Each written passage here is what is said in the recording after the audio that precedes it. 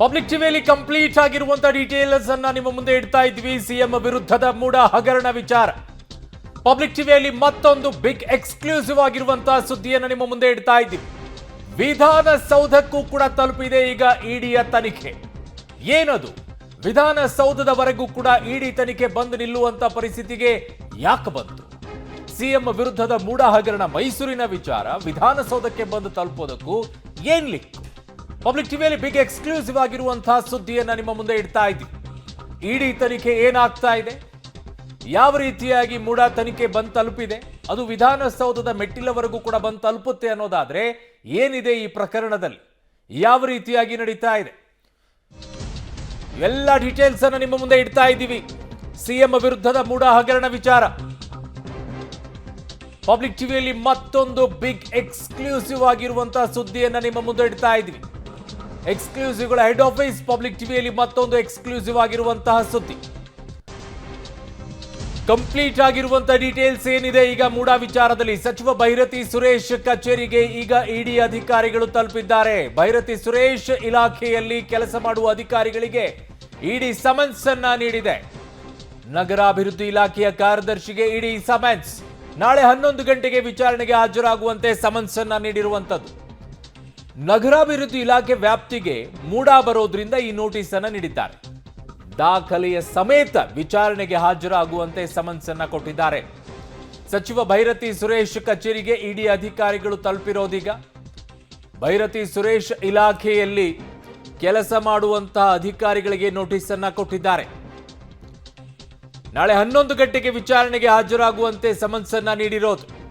ನಾಳೆ 11 ಗಂಟೆಗೆ ಬಹಳ ಮುಖ್ಯವಾಗಿದೆ ಈ ಪ್ರಕರಣದಲ್ಲಿ ಇದು.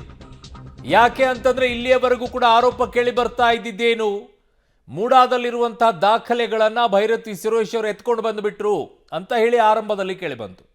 ತದನಂತರ IAS ಅಧಿಕಾರಿ ಒಬ್ಬರು ಹೋದ್ರು, ಅಲ್ಲಿರುವಂತಹ ದಾಖಲೆಗಳನ್ನ 140ಕ್ಕೂ ಹೆಚ್ಚು ದಾಖಲೆಗಳನ್ನ ಫೈಲ್ಗಳನ್ನ ಎತ್ಕೊಂಡು ಬಂದುಬಿಟ್ರು ಅನ್ನುವಂಥದ್ದಿತ್ತು. ಹಾಗಿದ್ದಾಗ ಈಗ ಮೂಡ ವಿಚಾರದಲ್ಲಿ ಇಡಿ ಎಂಟ್ರಿ ಕೊಟ್ಟಿರುವಂಥದ್ದು ನೇರವಾಗಿ ನಗರಾಭಿವೃದ್ಧಿ ಇಲಾಖೆಗೆ ಅನ್ನೋದಾದ್ರೆ, ನಗರಾಭಿವೃದ್ಧಿ ಇಲಾಖೆಯಲ್ಲಿ ಏನೋ ಒಂದಿಷ್ಟು ವಾಸನೆ ಬಡ್ದಿದೆ ಅಂತ ಅರ್ಥ. ಇಲ್ಲಿದ್ರೆ ಯಾಕೆ ಬರ್ತಾರೆ? ಮೂಡಾದಲ್ಲಿ ಆಗಿರುವಂಥ ದಾಖಲೆಗಳು ಮೂಡಾದಲ್ಲಿರಬೇಕು, ಮೈಸೂರಿನ ವ್ಯಾಪ್ತಿಯಲ್ಲಿ ಇರಬೇಕಾಗತ್ತೆ. ಇಲ್ಲಿಯವರೆಗೂ ಕೂಡ ಬರುವಂಥದ್ದು ಏನಿದೆ, ಆ ಲಿಂಕ್ ಏನಾದರೂ ಇದೆಯಾ? ಆರೋಪದ ಲಿಂಕು. ನನ್ನ ಸಹೋದ್ಯೋಗಿ ಈಗ ಕ್ರೈಮ್ ಬ್ಯೂರೋ ಹೆಡ್ ಆಗಿರುವಂತಹ ಮುರಳೀಧರ್ ನನ್ನ ಸಂಪರ್ಕಕ್ಕೆ ಸಿಗ್ತಾ ಇದ್ದಾರೆ. ಮುರಳಿ, ಮೂಡ ಮೈಸೂರಿನ ವಿಚಾರದ, ಮೈಸೂರಿನ ವ್ಯಾಪ್ತಿಯಲ್ಲಿ ಅಲ್ಲಿರುವಂತಹ ಸೈಟ್ಗಳ ವಿಚಾರಕ್ಕೆ, ಅಲ್ಲಿ ಅಲೌಟ್ ಮಾಡಿರುವಂತಹ ವಿಚಾರಕ್ಕೆ 50-50 ಅನುಪಾತದ ವಿಚಾರಕ್ಕೆ ತನಿಖೆಗಳು ನಡೀತಾ ಇರುವಂಥ ವೇಳೆಯಲ್ಲಿ ಬೆಂಗಳೂರಿನಲ್ಲಿ ನಗರಾಭಿವೃದ್ಧಿ ಇಲಾಖೆಗೆ ಎಂಟ್ರಿ ಕೊಡುತ್ತೆ ಅಂತಂದಾಗ 140 ಫೈಲ್ಸ್ಗಳೇನೋ ಆಗ್ಬಿಟ್ಟಿದೆ. ಅಧಿಕಾರಿ ಒಬ್ಬರು ಬಂದ್ಬಿಟ್ಟು ತೊಗೊಂಡೋಗ್ಬಿಟ್ರು, ಭೈರತಿ ಸುರೇಶ್ ಅವರು ಹೆಲಿಕಾಪ್ಟರ್ ಬಂದು ತೊಗೊಂಡೋಗ್ಬಿಟ್ರು. ಈ ಆರೋಪಗಳಿತ್ತಲ್ಲ, ಅದಕ್ಕೂ ಈ ನೋಟಿಸ್ ಅನ್ನ ಕೊಟ್ಟು ತನಿಖೆಗೆ ಇಳಿದಿರೋದಕ್ಕೂ ಲಿಂಕ್ ಏನಾದರೂ ಕಾಣಿಸಿಕೊಳ್ತಾ ಇದೆಯಾ ಮುರಳಿ? ಖಂಡಿತ ಋಣ, ಯಾಕಂದ್ರೆ ಪ್ರಮುಖವಾಗಿ ಈ ಪ್ರಕರಣಕ್ಕೆ ಸಂಬಂಧಪಟ್ಟಂತೆ ಇಡಿ ಅಧಿಕಾರಿಗಳು ಸಾಕಷ್ಟು ತನಿಖೆಯನ್ನ ಮಾಡಿದ್ರು. ಇದುವರೆಗೂ ಕೂಡ ಕೆಳ ಹಂತದಲ್ಲಿ ಯಾರ್ಯಾರಿದ್ರು ಅವರ ಬಳಿಯಲ್ಲಿ ಹೇಳಿಕೆಗಳನ್ನ ದಾಖಲು ಮಾಡ್ಕೊಳ್ಳುವಂಥದ್ದಿರ್ಬೋದು. 2004 ಮತ್ತು 2010 ಜೊತೆಗೆ ಭೂಮಿಯನ್ನ ಭೂ ಪರಿವರ್ತನೆ ಮಾಡುವಂಥ ವಿಚಾರಕ್ಕೆ ಸಂಬಂಧಪಟ್ಟಂತೆ ಮಾಡಿದಂಥ ವಿಚಾರಗಳಿರ್ಬೋದು. ಇವೆಲ್ಲದ್ರ ಬಗ್ಗೆನೂ ಕೂಡ ಮಾಹಿತಿಗಳನ್ನ ತಿಳ್ಕೊಳ್ಳೋ ಪ್ರಯತ್ನಗಳನ್ನ ಇಡಿ ಅಧಿಕಾರಿಗಳು ಮಾಡಿರುವಂಥದ್ದು. ಅಂದ್ರೆ ಏಕಾಏಕಿ ಇಡಿ ಅಧಿಕಾರಿಗಳು ಏನು ವಿಚಾರಣೆಯನ್ನ ಯಾರ್ಯಾರ ಮೇಲೆ ಅನುಮಾನ ಬಂತು ಅವ್ರಿಗೆಲ್ಲರಿಗೂ ಕೂಡ ವಿಚಾರಣೆಯನ್ನ ಮಾಡುವಂತ ಪ್ರಯತ್ನಕ್ಕೆ ಕೈ ಹಾಕಲಿಲ್ಲ. ಯಾಕೆಂದ್ರೆ ಇಡಿ ಅಧಿಕಾರಿಗಳು ಪ್ರಾಥಮಿಕ ಹಂತದ ತನಿಖೆಯನ್ನ ಮಾಡ್ತಾರೆ, ದಾಖಲೆಗಳನ್ನ ವಶಕ್ಕೆ ತೆಗೆದುಕೊಳ್ತಾರೆ, ಜೊತೆಗೆ ಹೇಳಿಕೆಗಳನ್ನ ಪಡ್ಕೊಳ್ಳುವಂತ ಪ್ರಯತ್ನಗಳನ್ನ ಮಾಡುವಂಥದ್ದು. ಜೊತೆಗೆ ನೀವು ಕೇಳಿದಂತೆ ಅನುಮಾನಗಳು ಯಾವ ರೀತಿ ಇತ್ತು, ಯಾಕೆಂದ್ರೆ ಭೈರತಿ ಸುರೇಶ್ ಅವರ ಮೇಲೆ ನೇರವಾಗಿ ಅನುಮಾನವನ್ನ ಮತ್ತು ಆರೋಪಗಳನ್ನ ಮಾಡ್ತಾ ಬಂದಿದ್ರು. ಯಾಕೆಂದ್ರೆ ಭೈರತಿ ಸುರೇಶ್ ಅವರೇ ದಾಖಲಾತಿಗಳನ್ನ ಕಳ್ತನ ಮಾಡ್ತಿದ್ದಾರೆ, IAS ಅಧಿಕಾರಿಗಳನ್ನ ಇಟ್ಕೊಂಡು ಕಳ್ತನ ಮಾಡಿ ಅದನ್ನ ದಾಖಲಾತಿಗಳನ್ನ ಸುಡುವಂತ ಪ್ರಯತ್ನಗಳನ್ನ ಮಾಡಿದ್ರು ಅನ್ನೋ ಆರೋಪಗಳು ಕೂಡ ಕೇಳಿ ಬಂದಿತ್ತು. ಆದ್ರೆ ಆರೋಪಗಳಿಗೆ ಇಡಿ ಅಧಿಕಾರಿಗಳು ಯಾವುದೇ ರೀತಿಯ ಸೊಪ್ಪನ್ನು ಹಾಕಿರಲಿಲ್ಲ. ಜೊತೆಗೆ ಅವರ ತನಿಖೆಯಲ್ಲಿ ಎಸ್ಟಾಬ್ಲಿಷ್ ಆಗೋ ತನಕ ಕೂಡ ಯಾವುದೇ ರೀತಿಯ ಪ್ರಯತ್ನವನ್ನ ಕೂಡ ಅವರನ್ನ ವಿಚಾರಣೆ ಮಾಡುವಂತ ಪ್ರಯತ್ನಗಳನ್ನ ಕೂಡ ಮಾಡಿರಲಿಲ್ಲ. ಈಗ ಒಂದಂತೂ ಸ್ಪಷ್ಟವಾಗಿ ಗೊತ್ತಾಗ್ತಾ ಇದೆ, ವಿಧಾನಸೌಧಕ್ಕೆ ಇಡಿ ಅಧಿಕಾರಿಗಳ ಟೀಮ್ ಈಗ ದಾಳಿಯನ್ನ ಇಟ್ಟಿರುವಂತದ್ದು. ಯಾಕೆಂದ್ರೆ ಭೈರತಿ ಸುರೇಶ್ ಅವರ ಕಚೇರಿಯಲ್ಲಿ ಕಾರ್ಯನಿರ್ವಹಿಸುವಂತಹ ದೀಪ ಅಂದ್ರೆ IAS ಅಧಿಕಾರಿ ಏನಿದ್ದಾರೆ ಅವ್ರಿಗೆ ಒಂದು ಸಮನ್ಸ್ ಅನ್ನ ಮಾಡಿದ್ದಾರೆ.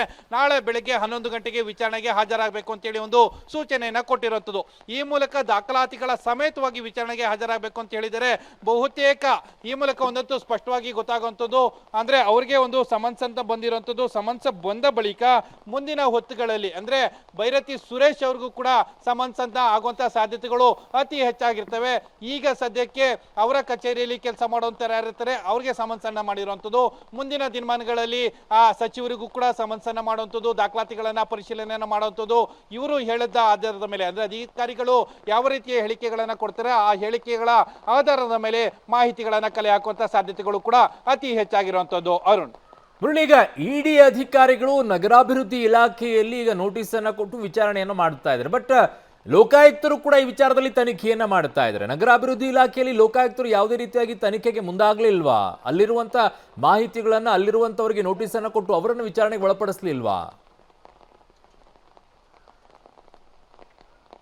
ಅರುಣ್, ಏನಂದ್ರೆ ಲೋಕಾಯುಕ್ತದ ತನಿಖೆ ಮೇಲೆ ಸಾಕಷ್ಟು ಆರೋಪಗಳು ಜೊತೆಗೆ ದೂರುದಾರರು ಕೂಡ ಅನುಮಾನಗಳನ್ನ ವ್ಯಕ್ತಪಡಿಸ್ತಾ ಬಂದ್ರು. ಯಾಕೆಂದ್ರೆ ನಮಗೆ ಲೋಕಾಯುಕ್ತದ ತನಿಖೆಯ ಬಗ್ಗೆ ಅಷ್ಟು ಸ್ಪಷ್ಟವಾದ ಮಾಹಿತಿಗೆ ಅಂದ್ರೆ ನಂಬಿಕೆ ಇಲ್ಲ. ಜೊತೆಗೆ ಈ ಪ್ರಕರಣವನ್ನ ಲೋಕಾಯುಕ್ತದ ಬದಲಾಗಿ ಸಿಬಿಐಗೆ ವರ್ಗಾವಣೆಯನ್ನ ಮಾಡಬೇಕು ಅಂತೇಳಿ ಒಂದಷ್ಟು ಆರೋಪವನ್ನ ಮಾಡಿರುವಂಥದ್ದು. ಅದು ಹೈಕೋರ್ಟ್ ಕೂಡ ಮೆಟ್ಟಿಲು ಕೂಡ ಏರಿದೆ. ಡಿಸೆಂಬರ್ 10ನೇ ತಾರೀಕು ಆ ಅರ್ಜಿ ವಿಚಾರಣೆಗೆ ಕೂಡ ಬರ್ತಾ ಇರುವಂಥದ್ದು. ಈ ಬೆನ್ನಲ್ಲೇ ನೀವು ಕೇಳ್ತಾ ಇರುವಂತ ಪ್ರಶ್ನೆಗಳೇನಿದಾವೆ, ಲೋಕಾಯುಕ್ತದ ತನಿಖೆಯಲ್ಲಿ ಈ ಮಾಹಿತಿಗಳು ಎಸ್ಟಾಬ್ಲಿಷ್ ಆಗ್ಲಿಲ್ವಾ, ಯಾಕೆಂದ್ರೆ ಅವರಿಗೆ ಇದರ ಬಗ್ಗೆ ಅನುಮಾನ ಬರ್ಲಿಲ್ವಾ ಅನ್ನೋದ್ರ ಪ್ರಶ್ನೆಗಳು ಸಾಮಾನ್ಯವಾಗಿ ಮೂಡುವಂಥದ್ದು. ಆದ್ರೆ ಲೋಕಾಯುಕ್ತದ ತನಿಖೆ ಬಗ್ಗೆ ಈಗ ಸದ್ಯಕ್ಕೆ ಅಷ್ಟು ಪ್ರಶ್ನೆ ಮಾಡ್ಲಿಕ್ಕೆ ಸಾಧ್ಯ ಇಲ್ಲ. ಯಾಕೆಂದ್ರೆ ಲೋಕಾಯುಕ್ತದ ತನಿಖೆಯ ಹಾದಿಯೇ ಬೇರೆ ಇರ್ತದೆ, ಇಡಿಯ ತನಿಖೆಯ ಹಾದಿಯೇ ಬೇರೆ ಇರ್ತದೆ. ಇಡಿ ಅಧಿಕಾರಿಗಳು ಈಗ ಸಾಕಷ್ಟು ದಿನಗಳ ಕಾಲ ಕಾದಿದ್ರು, ಕೆಳ ಹಂತದ ಅಧಿಕಾರಿಗಳನ್ನ ವಿಚಾರಣೆಗೊಳಪಡಿಸುವಂತ ಪ್ರಯತ್ನಗಳನ್ನ ಮಾಡಿದ್ರು. ಅವರ ಬಳಿಯಲ್ಲಿ ದಾಖಲಾತಿಗಳನ್ನ ಕಲೆ ಹಾಕುವಂಥದ್ದಿರ್ಬೋದು ಮತ್ತು ಹೇಳಿಕೆಗಳನ್ನ ದಾಖಲಾತಿ ಮಾಡ್ಕೊಳ್ಳುವಂಥದ್ದಿರ್ಬೋದು, ಇದೆಲ್ಲಾನು ಕೂಡ ಮುಕ್ತಾಯಗೊಳಿಸಿದ ಬಳಿಕ ಈಗ ಭೈರತಿ ಸುರೇಶ್ ಅವರ ಕಚೇರಿಯಲ್ಲಿ ಕೆಲಸ ಮಾಡುವಂತ ಕಾರ್ಯದರ್ಶಿ ಅವರಿಗೆ ಅಂದ್ರೆ ಇಲಾಖೆಯ ಕಾರ್ಯದರ್ಶಿ ಏನಿರ್ತಾರೆ ಅವ್ರಿಗೆ ಸಮನ್ಸ್ ಅನ್ನ ಮಾಡಿರುವಂತದ್ದು. ಸಮನ್ಸ್ ಅನ್ನ ಮಾಡಿ ನಾಳೆ 11 ಗಂಟೆಗೆ ವಿಚಾರಣೆಗೆ ಬರ್ಲಿಕ್ಕೆ ಹೇಳಿರುವಂತದ್ದು. ಅಂದ್ರೆ ಅವರ ಹೇಳಿಕೆಗಳ ಆಧರಿಸಿ ಮುಂದಿನ ದಿನಮಾನಗಳಲ್ಲಿ ಸಚಿವರಿಗೆ ಅಥವಾ ಬೇರೆ ಯಾರಿಗಾದ್ರೂ ನೋಟಿಸ್ ಅನ್ನ ಕೊಡುವಂತದ್ದು, ಸಮನ್ಸ್ ಅನ್ನ ಕೊಡುವಂತ ಸಾಧ್ಯತೆಗಳಿದೆಯಾ ಅನ್ನೋದ್ರ ಬಗ್ಗೆನೂ ಕೂಡ ಸಾಕಷ್ಟು ಕುತೂಹಲ ಇದೆ. ಒಟ್ಟಿನಲ್ಲಿ ನಾಳೆ 11 ಗಂಟೆಗೆ ಅವರು ವಿಚಾರಣೆಗೆ ಬರ್ತಾರೆ. ವಿಚಾರಣೆ ಮುಗಿದ ಬಳಿಕ ಯಾವ ರೀತಿಯ ಡೆವಲಪ್ಮೆಂಟ್ ಗಳಾಗ್ತವೆ ಅನ್ನೋದ್ರ ಬಗ್ಗೆ ಕೂಡ ಕುತೂಹಲ ಇರುವಂತದ್ದು. ಅರುಣ್, ಇದುವರೆಗೂ ಕೂಡ ನಾವು ಗಮನಿಸಿದ್ವಿ ವಿಧಾನಸೌಧದ ತನಕ ಇಡಿ ಅಧಿಕಾರಿಗಳು ಬಂದಿರಲಿಲ್ಲ. ಈಗ ವಿಧಾನಸೌಧಕ್ಕೆ ಪ್ರಾಥಮಿಕವಾಗಿ ಎಂಟ್ರಿಯನ್ನ ಕೊಟ್ಟಿರುವಂತದ್ದು. ಅರುಣ್, ಓಕೆ, ಹಾಗೆ ಸಂಪರ್ಕದಲ್ಲಿರಿ ಮುರಳಿ, ವಾಪಸ್ ಬರ್ತೀನಿ.